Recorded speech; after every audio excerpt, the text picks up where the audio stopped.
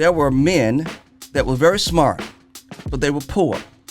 They weren't successful, but they had high IQs. They came from great lineages and families, but they didn't do well in life. They were business after business failed. Parents need to have emotional intelligence.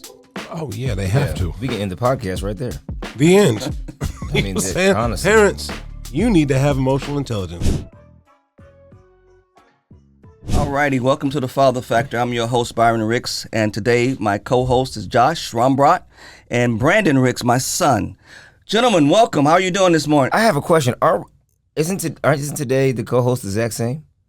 Because you keep saying today your co-host is as if the guy's going to change. Are you planning on going anywhere? Man, I guess I'm still in the audition phase.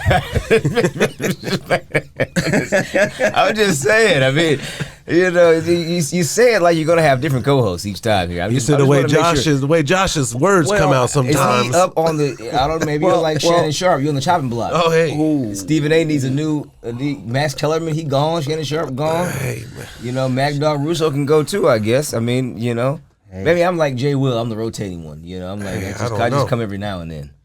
Well, everybody's always auditioning. Oh yeah, Hey. Husbands and wives, you're always auditioning. I'm just saying, you always leave. When you stop auditioning, that's when you lose out. Oh yeah, it's a closed audition, fellas. I'm not. Listen here. If I got to still audition for something, you might as well just go replace me then because. You don't think you're auditioning for your wife? No, man. We're not doing that. I've already passed that phase now. I think you passed that stage. You stop auditioning, see what happens. All right. Okay, gentlemen. Today, our topic is that one of emotional intelligence. We're going to talk about emotional intelligence and parenting and the role that emotional intelligence plays in parenting. And I used to teach this course, emotional intelligence, back in the day. And scientists say that emotional intelligence is more important than IQ. And one of the things they noticed was there were men that were very smart, but they were poor. They weren't successful, but they had high IQs. They came from great lineages and families, but they didn't do well in life. They were business after business failed. But yet they looked at these other men who didn't have the high IQs, but yet they had thriving businesses. They had healthy families, and they were doing well. And that's when they conducted a test and a survey, and that's where we got the emotional quotient, an EQ, emotional quotient, was born of the testing those scientists did. And so today, what emotional intelligence is I explain it. So what is emotional intelligence? It is the ability to recognize, understand, and manage your emotions and the emotions of others. It's the ability to stay calm in chaos, to read a room, to inspire when others feel hopeless. According to studies, it predicts success more than IQ, experience, or technical skills. And I'm suggesting today parents need to have emotional intelligence. Oh yeah, they have to. We can end the podcast right there. The end. I mean, honestly. Parents, you need to have emotional intelligence. One thing I also want to introduce here, there's an emotional intelligence quotient, and it consists of 5 blocks. The first block is self-awareness. Understand your own emotions. When you feel frustrated, pause and ask yourself, what is going on with me right now? What am I feeling? So it's being in tune and in touch with how you feel in the moment. Number 2 is self-regulation. Are you able to control unproductive emotions? So when I feel a certain way, can I regulate in that moment? Quick story. We lived in Plano at this time, and my neighbor had this little dog. And this dog, she'd always let it poop in my yard. And I asked him not to let this dog poop in my yard. And I was teaching emotional intelligence at the time, by the way. And I just gotten back from the road, and I'm in my office. In my office, I look out at my yard, and I see her, and I see the little dog, and it's popping in my yard, and then she takes the dog and walks away. And in the moment, I was not self-aware. I was furious. And I ran down the stairs, and I was going to give it to her, man. But then, thank God, I self-regulated because I was aware of what I was feeling. And then my self-conscious said to me, Byron, you can't say that to that man's wife. That's your neighbor, and that's his wife. How would you feel if someone spoke to your wife like that, regardless of what she had done? So I self-regulated. So you didn't return that poop to sender? I didn't. Well, I didn't return. I've done that before, though. You remember that, Brandon? Listen, I was waiting for this story, so I'd like to do a compare and contrast. So why don't you just finish, and then we'll get to the younger Byron, the younger Byron, who was not emotionally intelligent. So with this one though, what I did do, I went back upstairs, and I wrote a note, and just told the lady what I had observed, the time, the date, the whole nine, and I asked her to please not let the dog poop in my yard, or at least pick it up. Yeah. Would you do that for me? Okay, now put it in the mailbox. And the husband came over a little later and apologized. And we became good neighbors overall. We weren't the best of neighbors. I'd get their mail if they was out of town. They'd get my mail about that kind of neighbor. But we weren't feuding. Yeah. Because I exercised some emotional intelligence. What's your story? Now let's tell the story of what this had to be 15 years before. All right, at least we were living in California, and now I want to be, I don't mind conflict, so I enjoy this version better than the other one. All right, so there was a gentleman in our neighborhood in Orange County, California, that would let his big dog take hot, steamy ones in our yard all the time. We're not talking about a little dog here. We're talking about a big dog. Big old stinking lumps of doo-doo in our yard. And my father respectfully asked him to stop letting his dog take big steamers in our yard. And he chose to not heed that warning. And so Byron decides for a little retribution. The next time he did it, he took the big steaming pile of doo-doo and threw it in the man's mailbox. When the guy came home, he had crap all over his mail, and it never happened again though. Yeah. So there was a consequence. Now, those that are listening, you can choose, whether the note was most appropriate. Right now, I would argue that it greatly depends on what kind of example you want to set.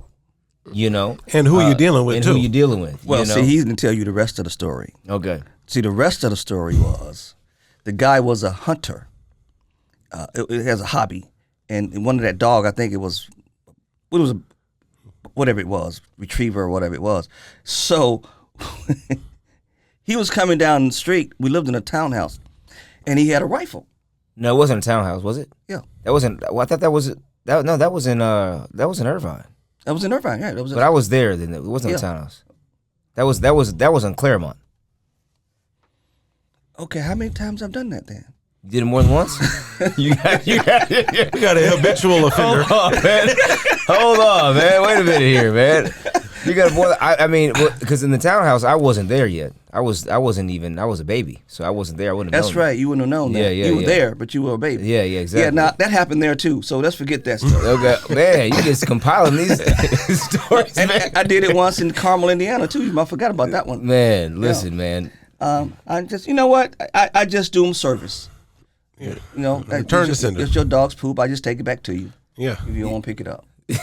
All right, now, but back to the point, though, of emotional intelligence. Emotional intelligence. So the first point is self-awareness, being aware of how you're feeling in the moment. Ask yourself that. The second is self-regulation, being able to regulate those feelings. Mm-hmm. And then the third one is empathy or social awareness. And what is that? You feel what your child feels or what your person feels that you're in a room with. When your teen slams the door, ask yourself, what's behind that behavior? What are they going through? In other words, even if you're at work, if something is going on, you got to be able to be empathetic. What does empathy mean? Putting yourself in someone else's shoes. Not sympathy, but empathetic. What's going on with that person? I remember I worked with a woman. I used to work at the Indianapolis Chamber of Commerce. And I was the first black male to ever work there. And I remember people treated me all, it was just a little different. But that said, one of my best friends in the world to this day, I met at the Indianapolis Chamber of Commerce, and Dave, shout out to Dave Ketterer, my man. But this young lady there was just snobby toward me. And my first thought was, it's because I'm black. But then I thought, okay, let me be aware of this, because we were in the kitchen getting coffee. And let me regulate, because I wanted to say something to her, because I had been trying to interact with her before. And then I was empathy. I said, you know what? I don't know what she's going through, because she has no reason to be angry with me. And if she's a racist, she's a racist. I mean, she's not. She may not be. And I remember I asked Dave about her. I said, what's going on? And he said, Byron, don't feel like the Lone Ranger. She treats everybody like that. Equal opportunities. She's an equal opportunities. She's not a snob, but she just has some problems with her own life. Okay? And so that's why sometimes when people treat you a certain way, we can't take it personally. Sometimes when our kids go off or they stomp or they get angry, like remember, one of the things when I grew up, we weren't allowed to express any emotion. Nothing. I don't care what my parents did or said. We couldn't say, oh man, you lose some teeth. Whereas with my kids, my grandkids, they can say, oh man, okay, I know you don't like what I just said. However, you still got to do it. You can have that all man, being socially aware of what's going on with them. And then social skills, number 5. It's about connection, listening, setting boundaries, repairing after conflict. Repairing after conflict.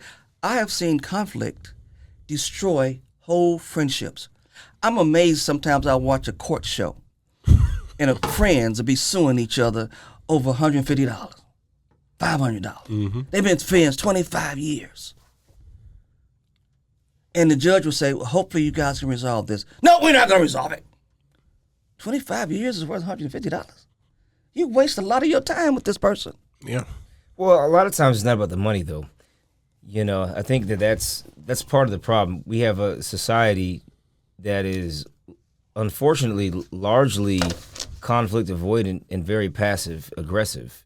So things build up over time, wrongs and slights and disrespect, and that because of the fact that you're too afraid to address it, what ends up happening is that it builds. And so then the culmination of wrongs, you now want to lash out over time. And so the issue that's now the $150 issue is really, it's greater than that. Exactly. It's been building, and that's just what ended up being what they say, the straw that broke the camel's back. That's the conflict model, real quick. That's the conflict. In the conflict model, behavior that goes unchallenged goes unchanged. And so when the behavior first shown its ugly head, you accepted it, you allowed it, and you gritted your teeth and you allowed it. And then at some point, it might have been that court, that suit or whatever, it blew up. Yeah. Go ahead. No, it's see, I tell my kids a couple things, right? I say feelings are indicators, right? So if you drive in a car and your low tire pressure light pops on, it's an indicator, right? Indicating you need pressure. Yeah. That don't mean you and pull off the car because I got low tire pressure. I got to call the mechanic. Right. You assess the situation. You assess the situation. Right. If it pops up with that little oil, like the little genie in the bottle thing, you better stop. You're gonna lock up your engine. So the emotions are indicators, and people feel like what you're saying, and I hope people catch is that it's not always you or me or whatever who did the behaviors that made that person feel slighted. It could be what's happening in their life. Like you said, we don't know what's going on in life. Right. And so everything is feeling bigger, and I'm hypersensitive. So you could deal with somebody that has a lot going on, and you're dealing with them because it's not just the money. It's a bigger issue, whether it be a long-term issue there, whether it's a lot going on, and you knew what was going on in my life at the time. You hear that stuff. You knew what was going on. So it sounds like the friend wasn't empathetic during that, but this friend may not have been as intentional as they should have been. So we're talking about feelings, and this is a feeling culture, and we're talking about emotional intelligence, and people are quote unquote aware of their feelings everywhere, but they have no regulation of it. And exactly. But how then, going back to being a parent, how is emotional intelligence, or why is emotional intelligence important for parents today? So I'll share an example of what happened with my daughter at one point. Let me read the definition real quick. So what is emotion? I'm sorry. You already read that already, yeah. So why EI matters for parents. Our kids are watching us. They don't just hear what we say. They feel how we say it. They feel our anger, our joy, our anxiety. So when we can manage our emotions, we model self-control, empathy, and leadership. And Yeah. you had a story. Yeah. So my daughter, we was having a challenging time with her. Probably right around middle school. She was one of the first girls to develop in the school. And so she was having some challenges at school, we weren't fully aware of. And so she's coming in with attitude. She's being difficult. She's not interested in school anymore. She grounded. I'm talking about grounded to the point where I told her, I'm finna make this look like a cell. No color on your walls. I'm gonna give you a mattress on the floor. That's where I was getting to. But in prayer and processing what's going on, the Lord spoke to me. She said, she's been grounded for how long? Nothing's getting better. How do you think she feels? She has no hope. There's nothing to reach for. And so he said, she needs a fresh start. So even though she came home tripping that day, I decided to give her everything back. Here's this, here's that. This is what we're going to do. This is a fresh start today. So let's make sure that we're stepping forth, right? It was everything. That was the solution. Okay. For us. And because, did she appreciate that? How did it work? Oh, yeah, because before she had nothing to look forward to. She was miserable. Okay. School was horrible. Life was horrible. And we weren't being empathetic to where she was in school. Okay. And because we saw that and decided to give her a fresh start in grace. Right. So you were self-aware? Self-aware of your feelings and hers. Frustrated, as a parent, you're frustrated as heck with them. You regulated your feelings, which also helped to regulate her feelings. Mm-hmm. You had empathy. Yep. What she was going through. And then we basically restored her to her standing, right? Even though it may not have been warranted or from the outside looking in, I wouldn't have done that. Right. But because we did, she really, for her, she saw, wow, my parents actually are in touch with me. Right. They do love me. They do care. And because of that, she actually took more pride in moving forward and trying to make us proud. Brandon, have you had an incident where maybe you could have been more emotionally intelligent? Oh, my entire life. This is not an area that I was very skilled in for a vast majority of my life. I was very negative as it relates to emotions and emoting and feelings. I was rather, I insulted people when they were too expressive. And to a degree, I still, for me, my emotional intelligence has improved because of an increase in empathy. But I guess what I'm wondering, though, is you have 3 children, and if you look back at any situation, can you look back and go, that was a situation I probably could have been more emotionally intelligent? Yeah, well, I mean, again, because for me, I tend to lean more towards logic and reason. I'm quite dismissive about emotions in general. So I can look at situations not with my kids, but with everyone. I think that being in the house with since I've got 3 kids that are all wired very differently. That is true. It challenges me to apply different aspects of EQ based off who I'm interacting with, which is actually helped me be more emotionally intelligent outside of the household. So for me, I don't necessarily compartmentalize it just from a parent because of the fact that this has been an area of weakness for me as an individual. I've had to do a lot of hard work to improve my EQ and not be dismissive about the importance of it. And so I have a lot of stories. One that comes to mind is not necessarily a family story because in the family dynamic, my kids would say that I'm very much aware because I I'm aware. I just don't care. Well, no, I mean, I'm aware, and I think they will say that I do care because I'm quick to apologize. Like there's a culture of apology in my household. So if I'm wrong, I don't wait to apologize. I come right out and say I'm sorry. I overreacted. I shouldn't have acted this way. I was angry. For me, my emotions typically express themselves in anger, and I got tired of just being an angry person. So I had to put that away. But what I didn't understand is actually how to recognize that, oh, well, why am I angry? Well, I'm angry because my feelings are hurt. I'm angry because I'm sad. I'm angry because, a person, was mean to me and I expressed it in anger as a result. Anger was my weapon to protect myself and guard myself until I had to learn how to process a bevy of emotions and understand what was going on inside of me so I could communicate more effectively. But one of the ways I'll say that I EQ was a huge situation when I had a business partner, and you remember this, when I was running an independent record label, and it came the time for that entity to dissolve and for us to kind of go our separate ways, and I was extremely hard-hearted in that scenario, and in my mind I justified it by just being very business. Matter of fact, this is just business, right? We decided to go our separate ways.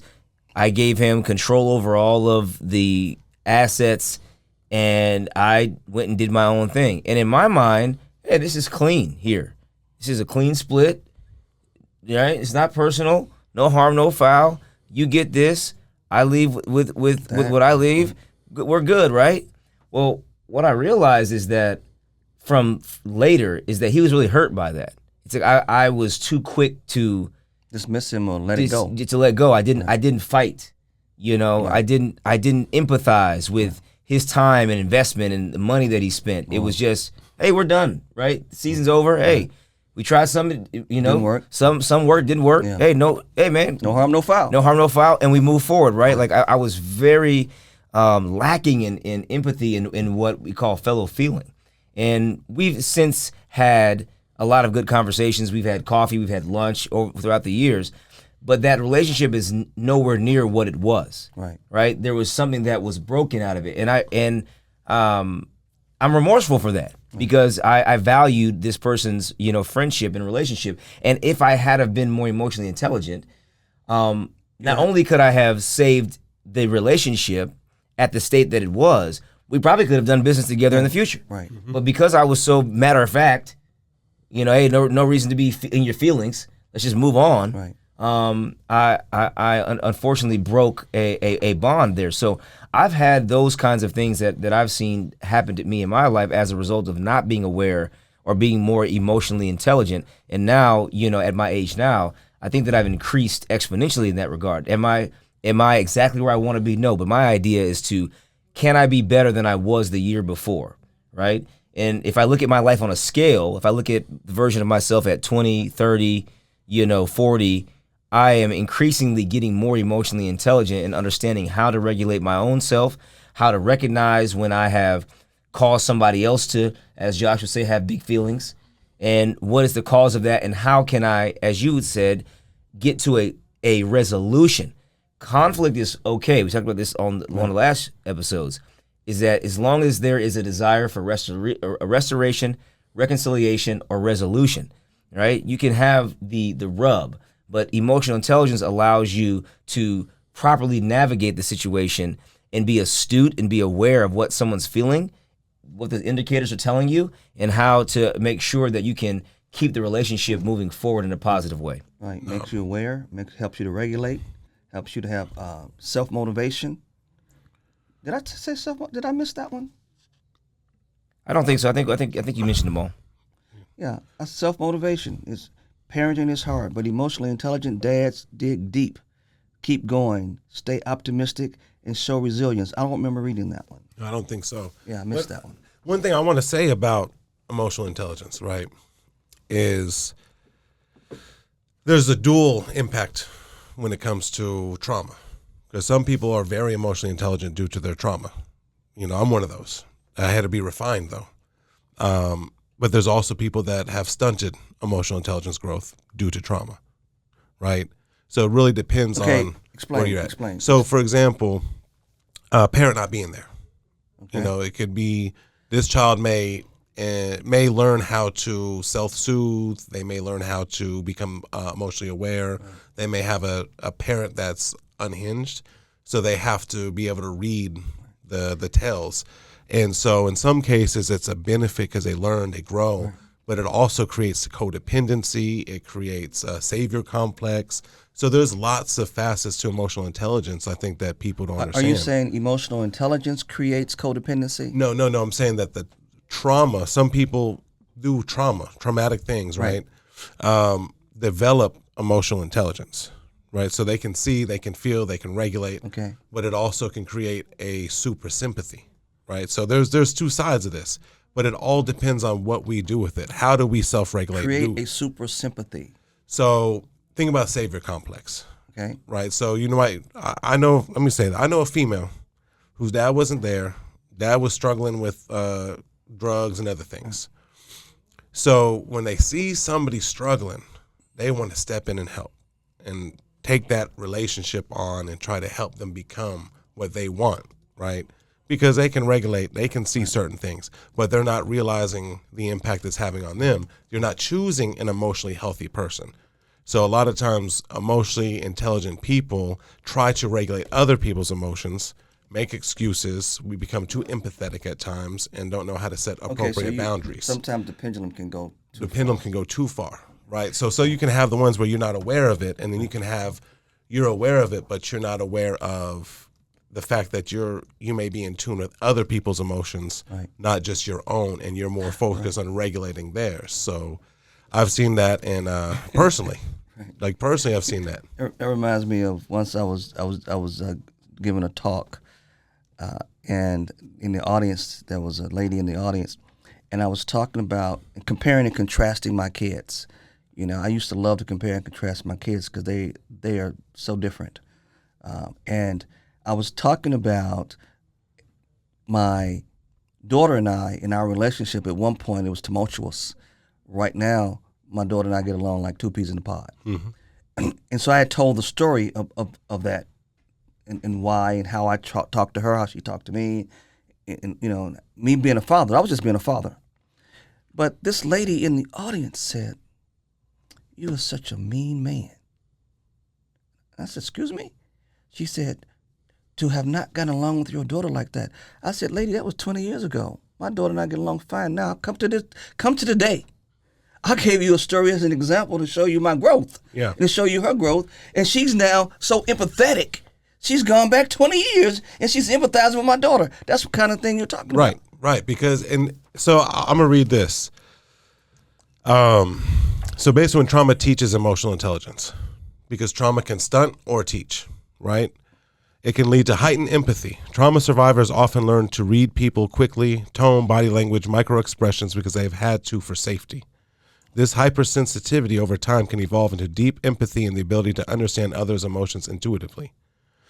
Emotional awareness. People who experience trauma may become hyper-aware of their own emotions in order to manage danger and anticipate conflict. Okay. They may learn how to compartmentalize, label, and eventually understand emotions deeply. Okay, that's what you were saying. Yeah. What's the source on that? This is on chat. I put this on chat GPT. Okay. This is just AI. Here we go. it had AI, instead of Googling all this. You know what I want to put in AI?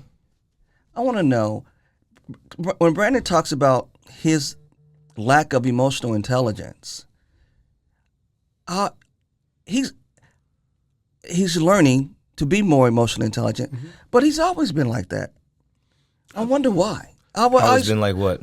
Not have emotional, just not being emotionally astute. Yeah, I've been like Even this as a since kid. As a kid, yeah. You know, and so I think that people are wired differently. I think that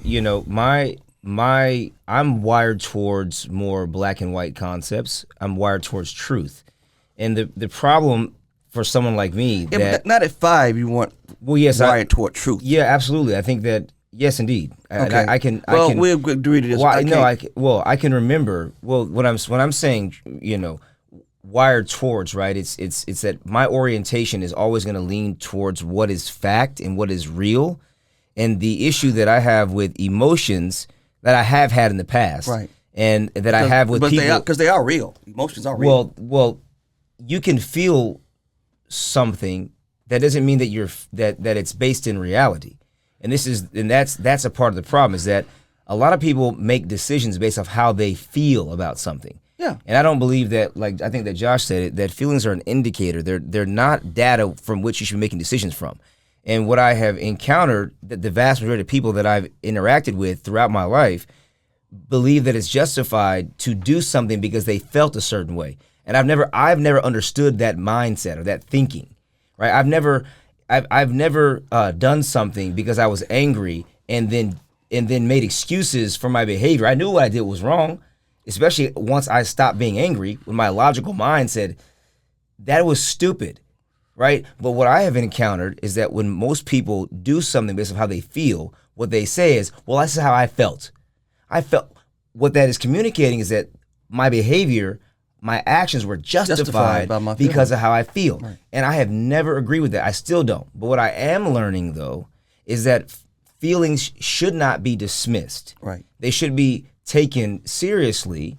And I need to not only recognize how I'm feeling, but recognize how someone else is feeling and be able to say, okay, I acknowledge that. I accept the way that you feel. What is the larger indicator?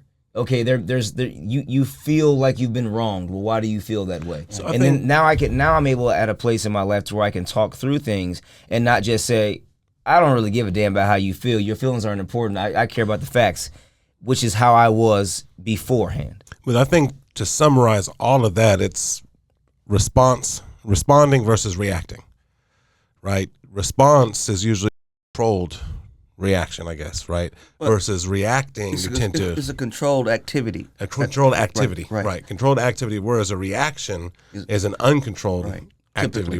right? You know, so on this, it also says, right, it says, I'm not going to read it all, but one of the favorite ones I have, it says boundary mastery, but in the parentheses, it says eventually. Eventually. After being hurt or manipulated, some survivors learn the value of clear boundaries, both emotional and physical. This can lead to strong self-respect and assertiveness once healing begins. But that's the key, once healing begins. So when we look at emotional intelligence, it is rooted in, for one, it can be learned, right? It can be learned. Well, yeah, Brandon is learning. Right, he's learning it. Because he wasn't I wired learned that it. way. I learned it the wrong way, right? But I learned it. So it is learnable. It's not like you're plagued with, you either have it or you don't. I used to teach. I have Right. slidable. I mean, I have PowerPoint upon PowerPoint about it. So it's a choice. And Dr. Daniel Goleman, actually, I went to his seminar when he first wrote the book, Emotional Intelligence. You demonstrated emotional intelligence when you were at American Airlines Arena to the concert. Oh, yeah. I could have. Man, I did want to go left for real. Yeah, but you didn't. No, I didn't. You didn't. Because I recognize, so to share, you know, at some point I think I talked about this, but I have no idea what episode. And now we got video, right? That was a rough day. You know, I took my daughter to some concert she had, and I needed to run out to the car real quick. And, you know, we were at platinum level. You were supposed to let somebody know you leaving or whatever. I don't know. And so I went out to the car, tried to come back, and they wouldn't let me in. You know, I had a wristband. I had proof of everything, to the point where they sent over the supervisor. And I'm over here like, come on now. Y'all just seen me. You know what it is. Right. You know, My daughter's in there. My daughter's in there by herself. and I paint the picture, and I could have manipulated it, right? By saying, oh, my daughter's up there alone. She's by herself. But I told him flat out, you know, I'm going to keep it real with y'all. She's 17. So it's not like there's a 4-year-old up there by herself. Right. You know what I'm saying? Though I didn't recognize the sign. It's been a long day. I apologize. I don't even want to be here. You know what I'm saying? This is not my music. Right. You know, so can we just go back up to the suite? You can go in there and confirm. There's, you know, a little drink up there that's not even been touched yet. Right. Just sitting there waiting for me. Right. And because I was honest with her, the supervisor had empathy for me. Because I didn't try to lie and make it seem. Right. So I said, well, I went out there to the car and I realized I don't have my keys. So I can't get in the car.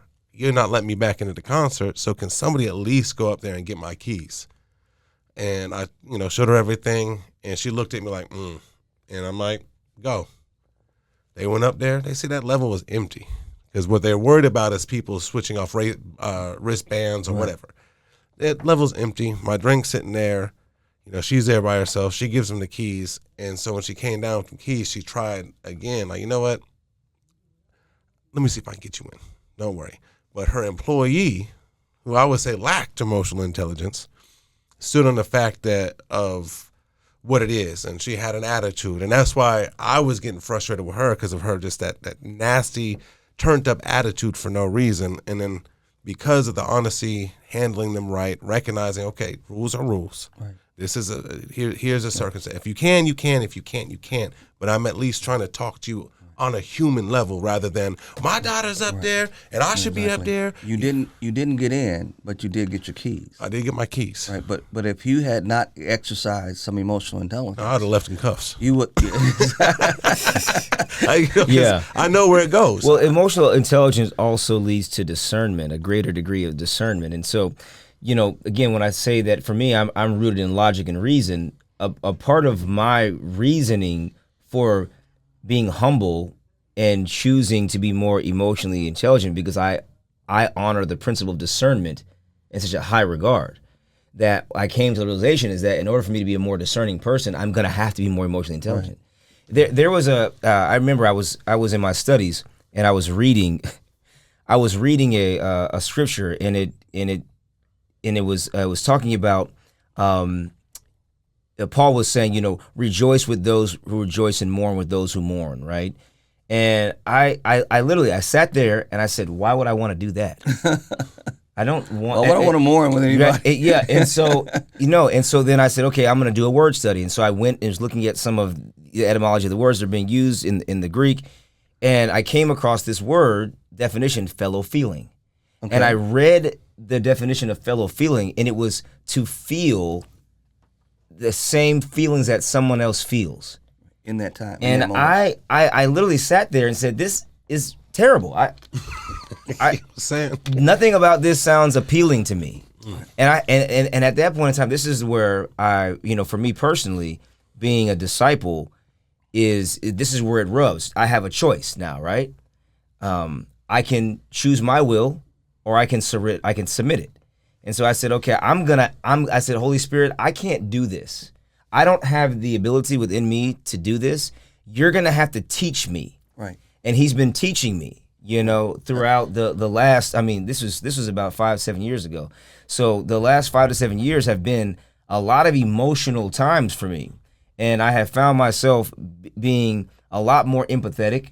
But it started with an acknowledgement that, okay, if I'm going to be discerning, if I'm going to be able to make better decisions, I'm going to have to understand how people think and feel more than I do now. So here's some interesting emotional intelligence facts that I was able to pull up.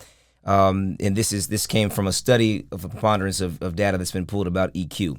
One of the things here that's quite interesting, that it goes across different aspects of one's life, but emotional intelligence accounts for over 60% of people's personal and professional achievements. Yes. Okay, so you're hindering yourself right. if you're not learning how to be more intuitive emotionally. Only about 36% of people worldwide are emotionally intelligent. Let that sink in.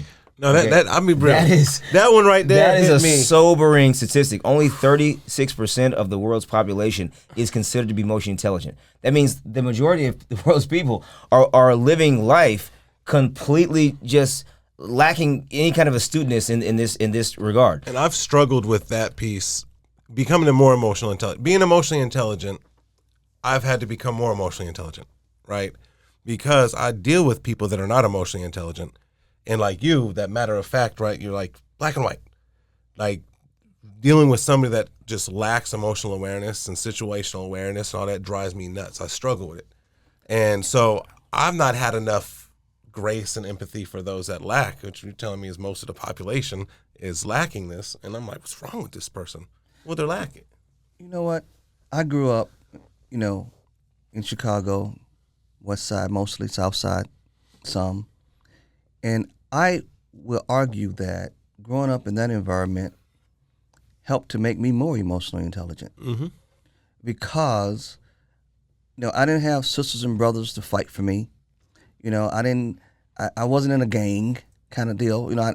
It's like I'm in the concrete jungle, and I had to be aware of my surroundings. I had to be aware who was around me. Yeah. There were things that were said and actions that were taken and done that, that dude, no, he looked like that. He looked like, say his name for me again.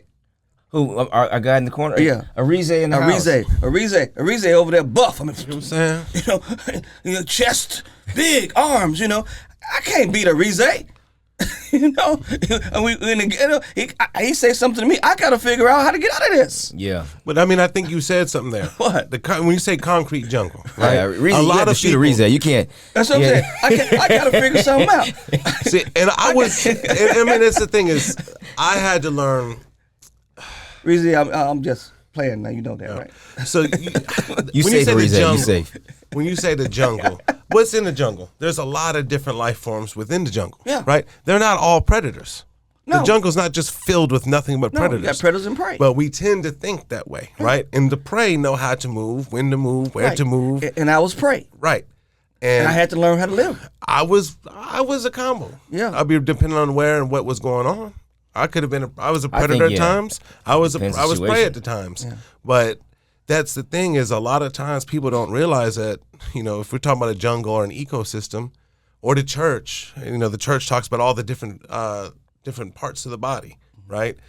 So not everybody is wired the same way, and I think that goes back to what Brandon was saying is that versus something that's being more IQ versus EQ. I think part of it we need those black and white scientist type like let's discover something, and we also need those like you, myself, who are in tune, charismatic, and can tend to people and speak to those. Yeah, you have individuals, right? For example, like I'll get a lot of times where people will come and say, "Man, Brandon, you should be a pastor." I'm like, absolutely not. You don't know me very well. I should not be a pastor. I am a good teacher, okay, and I have been given gifts of prophecy, but I am not. A pastor needs to have a level of a counselor. I am good for imparting information. People come to me, they want knowledge. How should I do XYZ? I give information. My patience gets really thin because if I give you information, you don't apply it. Like I'm done with you at that point. So you couldn't be a psychologist. No, because I don't want to. I don't. After 5 sessions, it's like, why are we still meeting? You failed. Get out. I've given you all the You're information. hopeless. It's over. Get off my couch. Only person that can help you now is Jesus. I don't have anything else for you. But there are people that are very good just walking alongside people, walking along them, saying the same thing over again, repeating the same information over and over again. And this is actually, you talk about EQ as a parent to tie this back, right? This is one of the areas that I have realized that I have struggled in is because I am very much, and just the way that I was wired growing up, I don't like being told to do the same thing over again. I don't. Tell me one thing. Tell it to me once the correct way. Don't come and talk to me again. I don't. If I need something, I'll come to you. I promise. If I need information, I will ask you. I have no pride in that. Now with my kids, what I've realized is that I was like, okay, I don't want to be bothered. So I'm going to educate them on these things.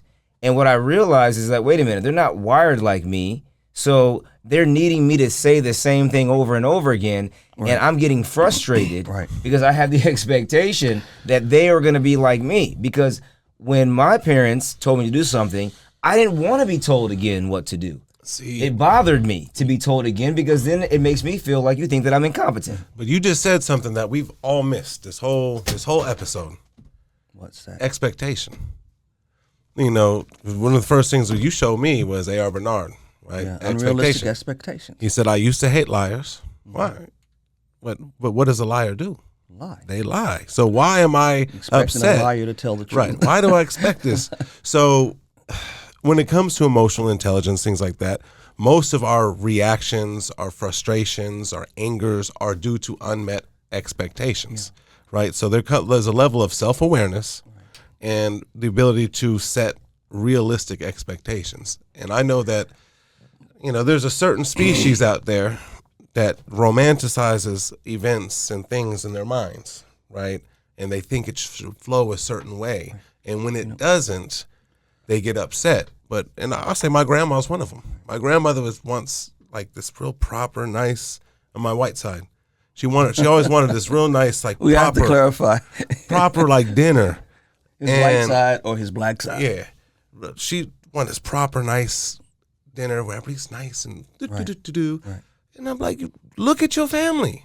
You don't have these type of people in here. Like, your expectation is off. None of us. Right, it's unrealistic. It's very unrealistic. So why not set the expectation? Okay, we can have all the things, but the behavior is going to be the behavior. We're going to do what we do and have a good time knowing how we are versus an unrealistic expectation on a group of people. You know, and I used to have a guy work for Dr. William Pepicello, What a name. Brown University graduate.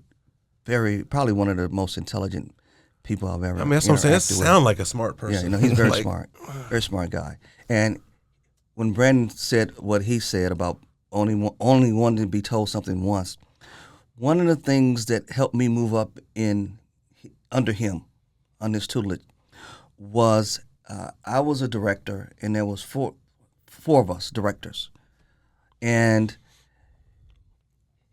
you would tell him something, and he'd go, okay, or he'd nod his head.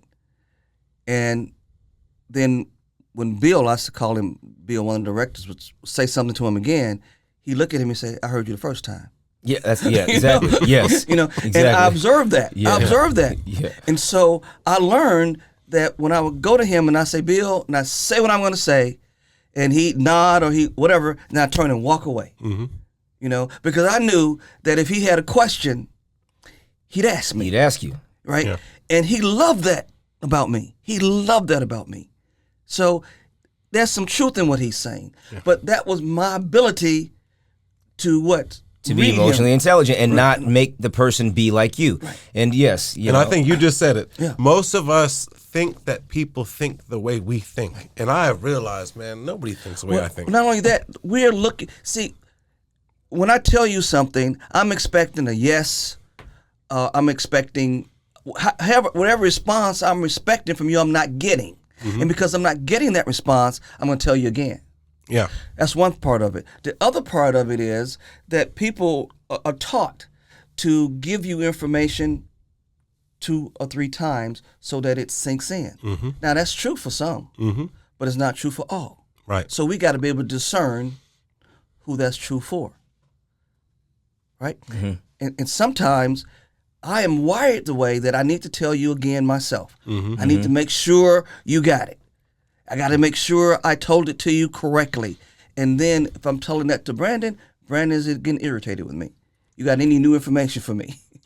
Yeah, exactly. It's got to be new info. I need new info, new data. Right? So then for parents then, Byron, like what are the key takeaways here, especially, you know, for those that have multiple kids in the household, or what are the key takeaways as we kind of wrap things up here on this episode? Well, key takeaways. Number 1, start naming your emotions out loud. I'm feeling overwhelmed right now. I need a minute. So be able to be self-aware. Ask your kids how they are feeling. Mm-hmm. When you how they feeling about something. When you put out an edict or you put out a curfew or something, if they do something wrong, show them that you care. How do you feel? Because people don't care how much you know until they what? Know how much you care. Then listen. You know, actively listen. You know, it's not just don't listen as I'm the parent, I'm the authority, but listen as a counselor. So I can really hear you. And next, reflect. After an argument or a tough moment, ask, what could I have done differently? If it doesn't go the way you thought it was going to go or expected to go, ask yourself, what could I, not them, what could I have done differently? See, I want to say something on that because that's a big thing. We go back to expectation. We're dealing with individuals as our children.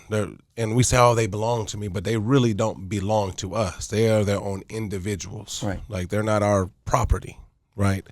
So one thing I've had to do, you know, not just apologize, I'm quick to apologize, is set expectation.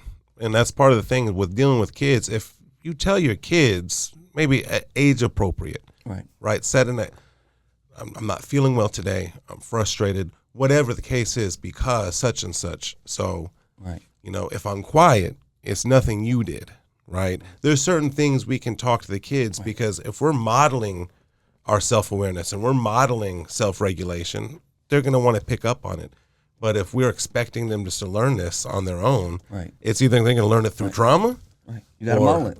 or they're going to have to learn it later in life when it's a struggle. So I think that those closings are right in That's line. what it says. It says emotional intelligence is a skill like lifting weights. The more you use it, the stronger it gets. Fathers, parents, emotional intelligence is your secret weapon. It connects you to your kids. It strengthens your home. It builds your legacy. Fantastic. So you can leave a note or you can leave the poo. Yeah, exactly. You've been listening to The Father Factor. I'm Byron Ricks, your host. The Father Factor. Why? Because fathers count. Fathers, remember, all your children are equally yours. Until next time.